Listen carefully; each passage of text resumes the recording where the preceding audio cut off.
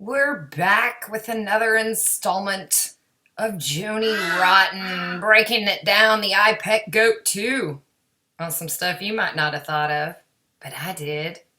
So here we go. Let's just jump right in it. First of all, we're gonna go to the little scene here where we have the castle. But first, before we do, I mentioned this in my other video, that I'd like to say that I believe this is a representation of both the male and female here. So we got a feminine shoulder and arm here, the back arching down, the buttocks. This is the woman laying down, sheets, right? And then here, the other half, we have a man's on his back. She's on her stomach. He's on his back. He's shown his full glory. I know this because he has a very masculine leg. Check out this leg. Big calves. Even got some tendons in the foot. That's a man. Here we go. Let's do it. We're going to go down in here. Right as we do, we're zoomed in on the happy phallus. Look at his little happy face, little eye up here. He's super stoked. Got a little heart here flashing in the window. What is that? I'm gonna tell ya. But first, I'd like to point out here, we see this cross up here. Looks like it's very cold. We've seen some snow, so we're assuming that this is snow. I'm going to throw an idea your way. Oh, in the clouds, we got another little phallus. Check that out. He's a little one. Short and fat. What are these? Phases of the moon. What are those? Satellite dishes? I don't know. But whatever it is, it's like a popping off. I noticed this little icicle up here. I didn't see an icicle. You want to know what I saw? Ha! That's right. Looks like some ear spooge. Maybe I could gel my hair. I don't know. Oh, too far. Here we go. Oops. Oh, man, did you see that? Farta knocker. All right, it's okay. Because you know what? I'll pull it right back up again. Where did it go?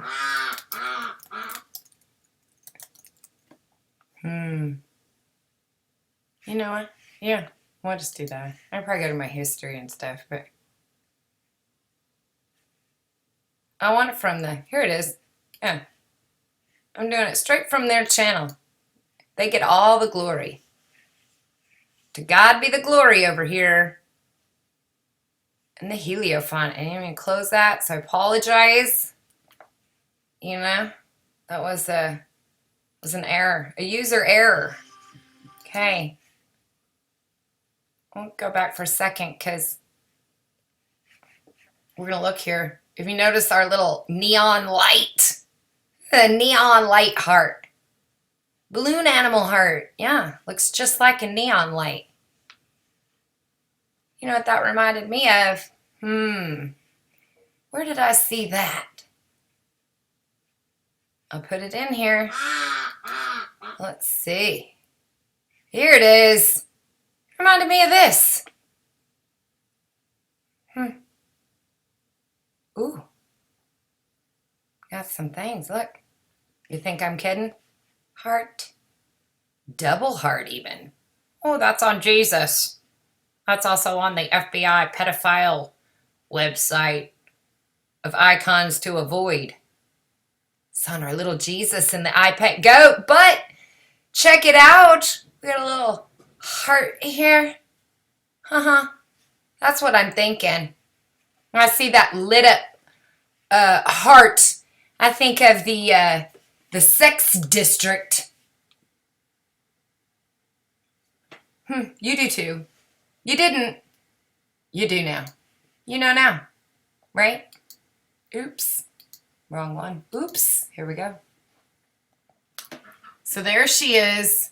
Clearly, our phallus is covered in spooge. She is just drenched in it. Cream pie like crazy. See? Oh, there it is even coming down. You thought that was snow. No, my friends, that is not snow. Not even a little bit. This little woman, we think, in her jail cell. Let's see what happens to her. What's going to happen? Oh no, she's scared. What's happening? Let's take a minute to break it down. Clearly, we have a lot of spuge on the inside, ticker marks. That's not what we're going to look at. We're going to look at her body, right? We see this old face. It appears to be an old face. Is it? She's got a cane, walking stick. She's got a very saggy boob here. This is not the skirt of an old woman. No, we're going to look at this. Check it out. Notice these shoes. Oh, they're different. Yeah, they are. Okay. Here you can clearly see the shoes are different. We got a shoe here with a little bobby sock. Oh, cute. 80s scrunch socks. Tiny leg. Look at the little skinny. Look at this little skinny little girl leg. A little girl leg. That's not a woman's leg. That's a woman's leg. See? Woman's shoe. Stockings. Right? Right? We got a little girl over here in our 80s bobby socks. And then we got the 80s Christmas movie with the stocking in the window. Neon lights on it. We got a old lady breast over here. We have a very young breast over here. Little white panties. She's having her period, or is she? Notice that there are three lights illuminating her. Oh no, this one's got 4 and 5. Interesting. 5. Let's take a look. Oh, that's it. So we're going to go back a little. I'm going to show you some stuff you might not have thought of before. Because I'm fun like that. Let's see. She sniffs. If you saw my last video, you'll know, what does a rabbit mean? Oh, what are rabbits? They sniff you. Check it out. It's on my channel. Okay, so I just showed you how this little old lady is really not a little old lady. She's actually a little old lady. She's a little girl. And she's a sexy woman. Bet you didn't see that before. Maybe you did. Let's find out why they would want to have such a thing. Oh, here it is, triple goddess. That's right. You didn't know there was such a thing. It's old. Triple goddess. The triple goddess is a deity or deity archetype revered in many neo-pagan religious and spiritual traditions. In common neo-pagan usage, the triple goddess is used as a triunity of 3 distinct aspects or figures united in one being. That sounds familiar. Where have I heard that before? These 3 figures are often described as the Maiden, the Mother, and the Crone. Each of which symbolizes both a separate stage in the female life cycle and a phase of the moon. Didn't we see some moony stuff in that? You're going to love this. It often rules one of the realms of heavens, earth, and the underworld. It's 3 of them. In various forms of Wicca, her masculine consort is the horned god, the horny god, the horned god. Yeah. There she is. See? There she is. There's those three. Look at that. She's all three, man. She got her little cute leg. Her little woman leg. Her little old self. There it is. There it is. There's that stocking. Sexy. Look here. Triple goddess symbol meaning. The most common meaning assigned to the triple goddess symbol is the maiden, mother, and crone. Each phase of the moon correlates with a phase of a woman's life. Here's a breakdown of each of those phases. The maiden represents by a new waxing moon. The maiden embodies purity, youth, creation, pleasure, naivety, and new beginnings. The maiden invites you to explore your spirituality. Goodness, I've been watching this video too much. Explore your spirituality, creativity, and desires. Not sexual desires, you perverts. I desire an ice cream cone. Let's go find one. Let's make some. Pleasure, not your sexual pleasure. I enjoy swinging. I like the teeter-totter. You people are pervs. The mother, that's a full moon. Check that out. She's beautiful, just like a little round belly. Represented by the full moon, the mother embodies love, fertility, nourishment, responsibility, patience, power, and self-care. The mother invites you to master giving and receiving love. Yes, she does. And then we got the crone, represented by the fading, waning moon. The crone embodies fulfillment, endings, wisdom, death, and accumulation. The crone invites you to accept that without death, there's no birth. Check it out for yourself. We're not done with that triple goddess, though, because look, she's the original Holy Trinity. Holy Trinity! What? Oh, sexy bitch. Check it out. I gotta scroll down here a little because I don't want to read all of this. Actually, the lunar aspect of the Trinity is the daughter, and the contrast between the solar mother and lunar daughter is one of the beautiful and powerful aspects of Trinitarian deism. The theology of the triple goddess. Look at there. You've seen this before. Very popular right now. Ooh, and she's on a lotus flower. It's been spewed on too. It's got some spewge on it. If you don't know, check it out or watch my other video and I'll point it out to you. Here we go, the mother and the daughter, or the maiden. In other words, the maiden is the young. Simply means simply God, mother, or mother, God. And you thought you were the first one to think of it. Of course not. We understand at least a little about the mother and the mating aspects of the triple goddess, but what of the so-called crone? The term crone does not originally signify an old woman. Indeed, most ancient images of the triple goddess did not include an old woman. Crone comes from Greek, meaning Cronus, meaning time.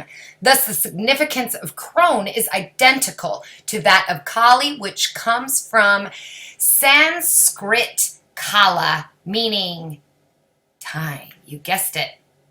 It's not Father Time. It's the old crone. The Dark Mother, the third or first person of the Trinity, is often seen from the human perspective as Time the Destroyer. It is she who embreaths all the world at the end of time, just as it is she who outbreaths them all, and breaths them in. Man, Freudian slips. She is beyond time and space and the whole manifestation.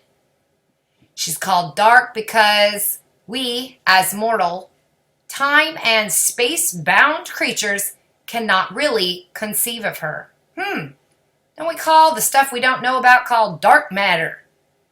And dark. Yeah. That's what they call it when they don't know what it is. Dark. Can't understand time and space. We can't conceive of that idea. So we call it dark. Doesn't mean it's bad.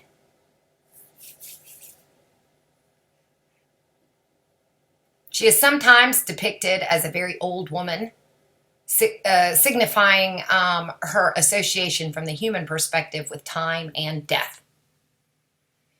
She is sometimes depicted simply as one of the triple goddess group. In truth, however, she is beyond name and form. You can learn more about that. Just wanted you to see. Guess what? This. Not some creepy old lady after all, is it? No. We got the Maiden. We got the Mother. And we got the crone. Let's keep going. We just read that one. Oh, right? Not the one we were on? Yeah. So there you go. That's it. Right, we're going to the next one. Mother Earth. This one, I'm clearly not going to read, but I would like to point out a few things. If you're interested, you can clearly see where you can look it up. From the earliest ages, the concept of the great goddess was a trinity and the model for all subsequent trinities, female, male, or mixed, right? 7th millennial BC, they worship a goddess in 3 aspects: as a young woman, as a birth-giving matron, and an old woman. The typical virgin mother crone combination. Blah, blah. That was her name in India. Kali.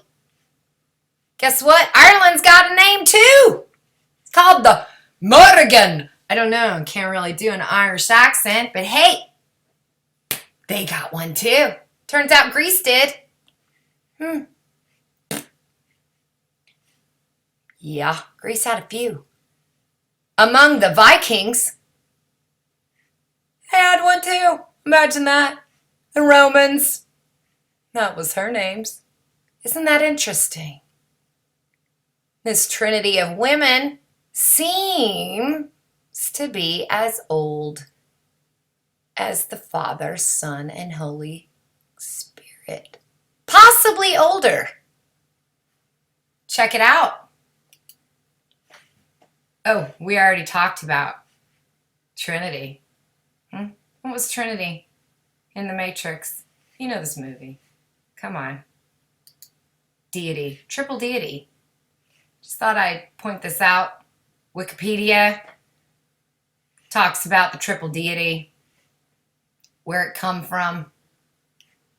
Looky here. What is this? Does that look like a Statue of Liberty? And she's missing a horn. Her unicorn is gone. Now we're going to talk about why our sperm is so fantastic. Oh, man. You know. No, I want you. You're not nice. Well, forget you then. I'm just going to talk about Monty Python. I'm just going to throw Monty Python in there.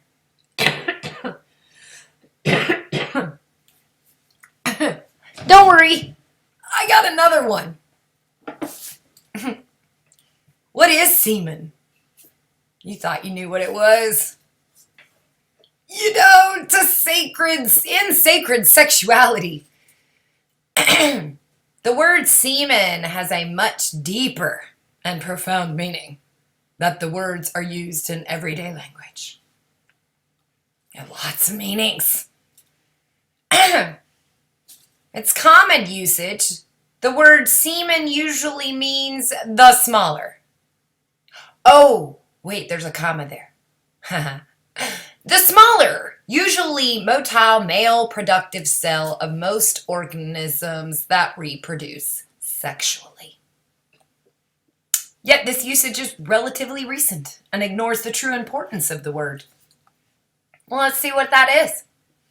The English word semen originally meant seed of male animals, and in the 14th century, and it was not applied to human males until the 18th century.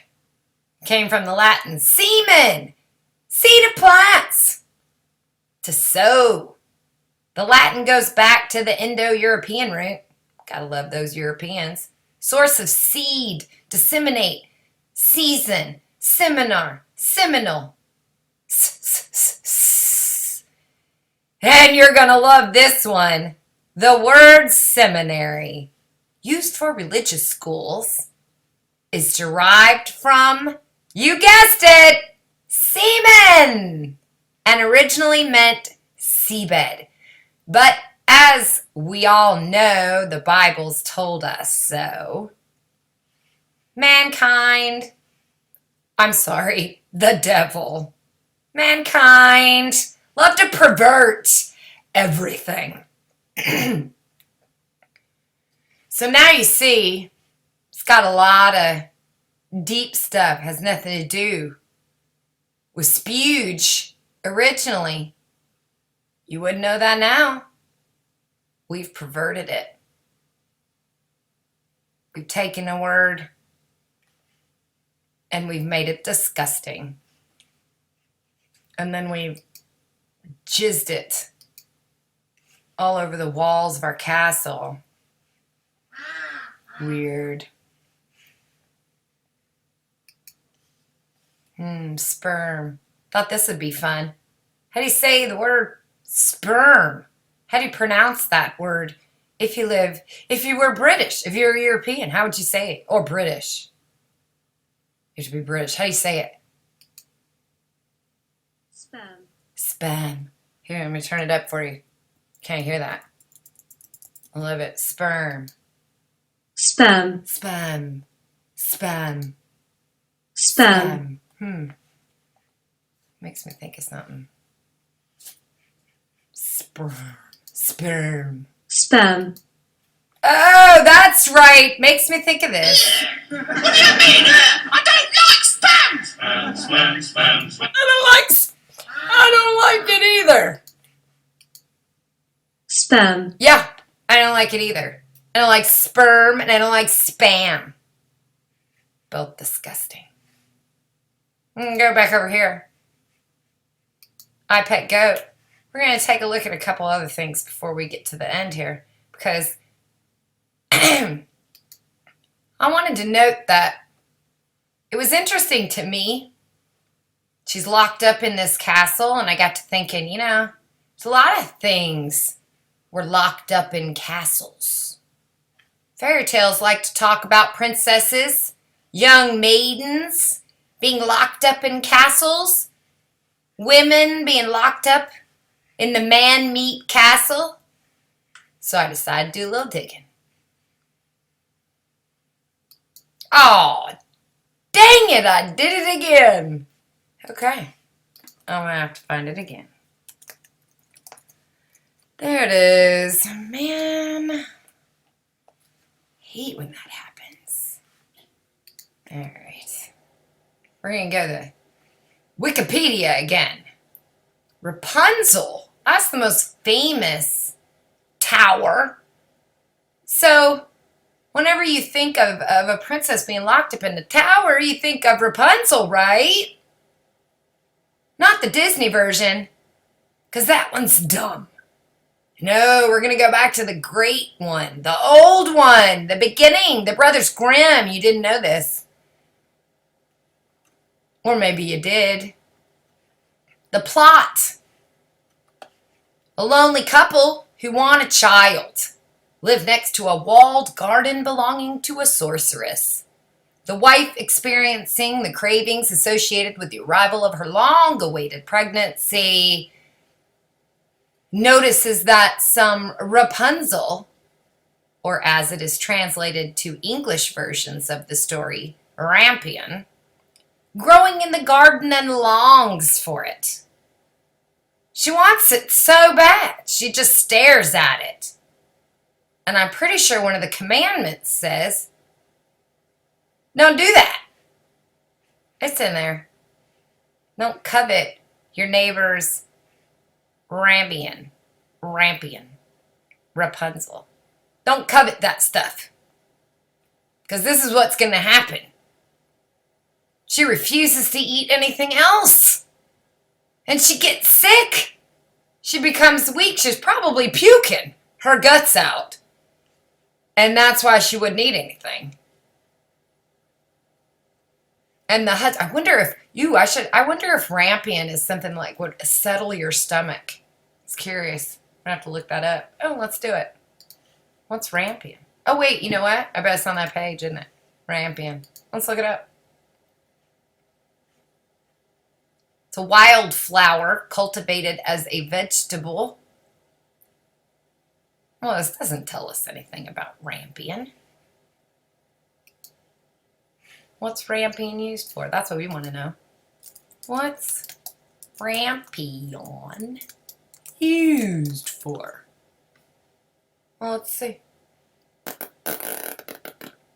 Having an edible white tuberous root used in Europe for salad. And we'll go to Wikipedia because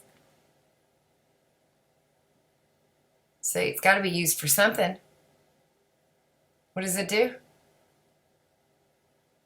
No, it doesn't tell us. You can't just eat it. What's it do? It's leaves. It's like, that's it?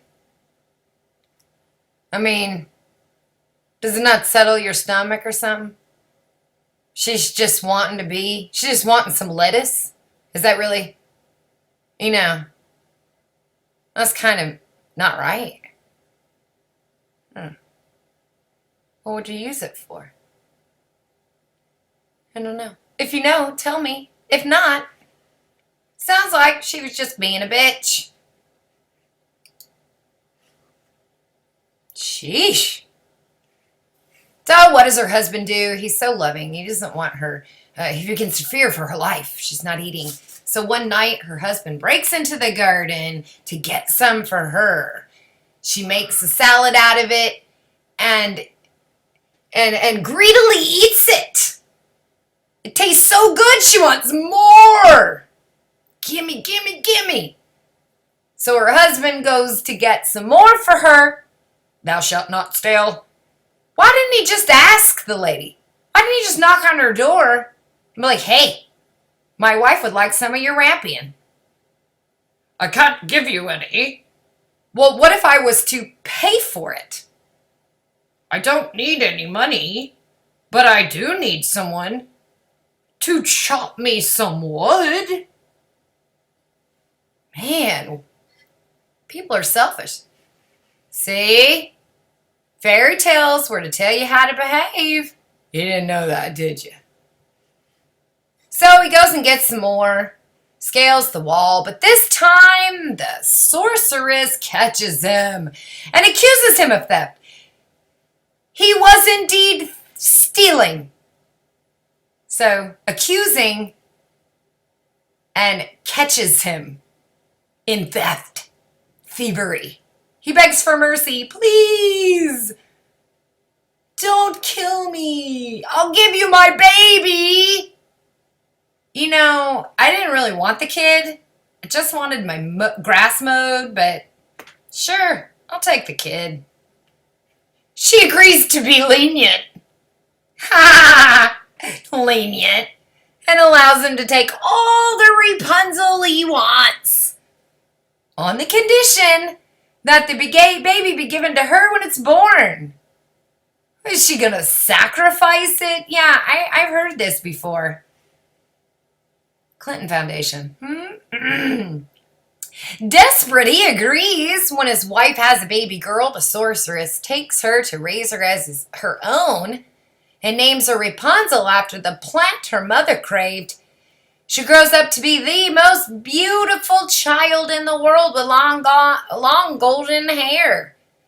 When she turns that magic age of 12, the sorceress locks her up inside the tower in the middle of the woods with neither stairs nor a door and only one room and one window. In order to visit Rapunzel, the sorceress stands beneath the tower and calls out to her, "Rapunzel, Rapunzel, let down your hair, that I might climb thy golden stair."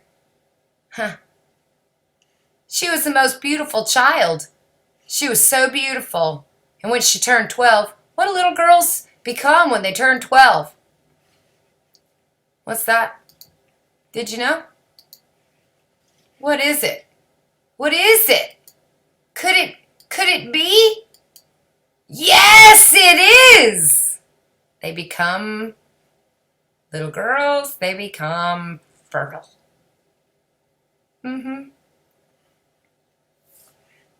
I'm going to come back to this because this is important as well. We're going to go back over here. We've done some spam stuff for fun. Spam.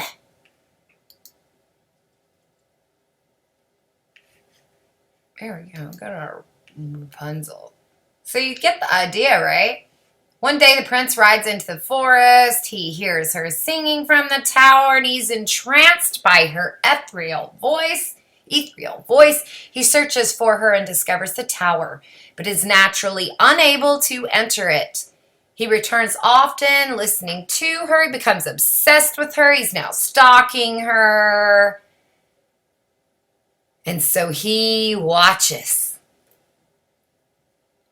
And when the little old lady leaves, trying to protect the girl, the guy goes and calls for her.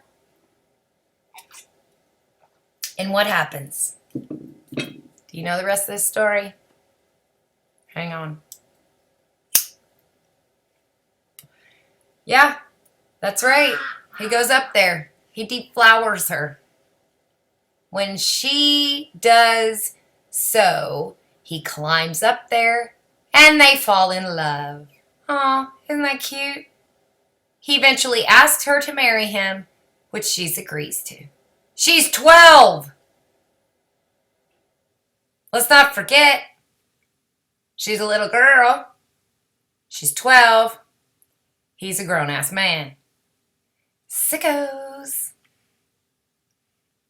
Together, they plan a means of escape. You mean he wants to get her out of there so he can boink her in his own home turf.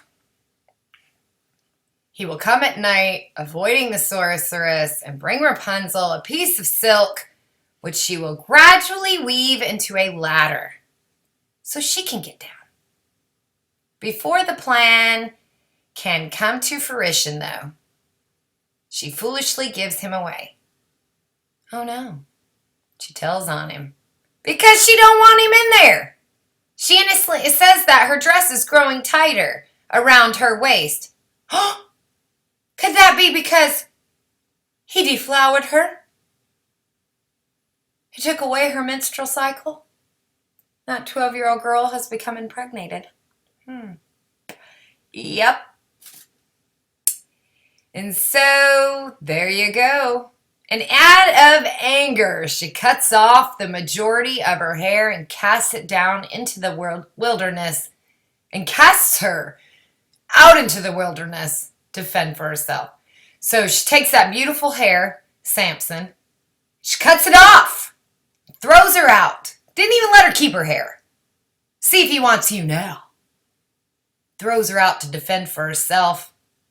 When the prince comes, she throws down the hair and hauls him up. That's why she wanted it. And to his horror, he finds himself meeting her instead of Rapunzel.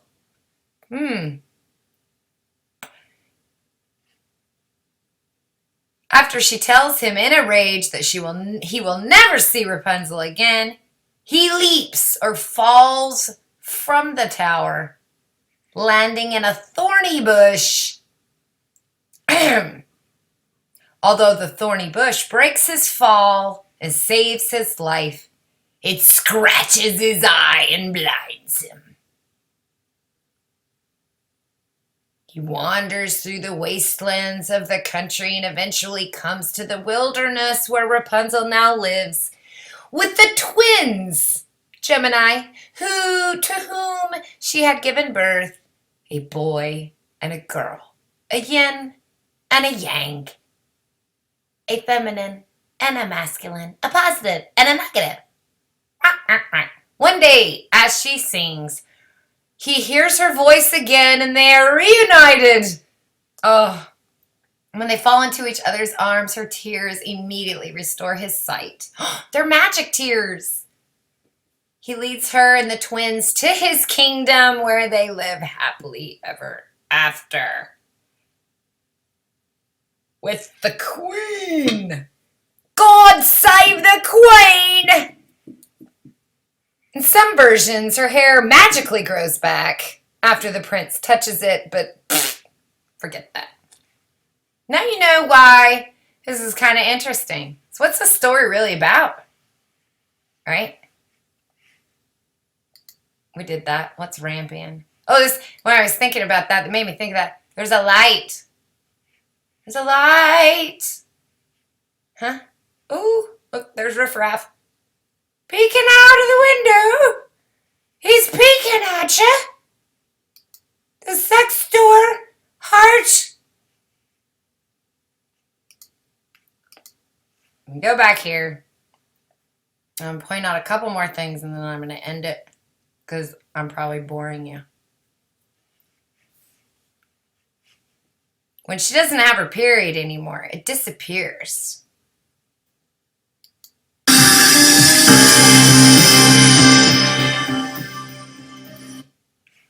And it cuts to the scene. And the reason why I find that important is because there's another part in the film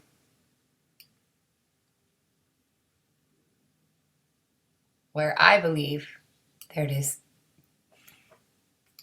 Oops. The egg.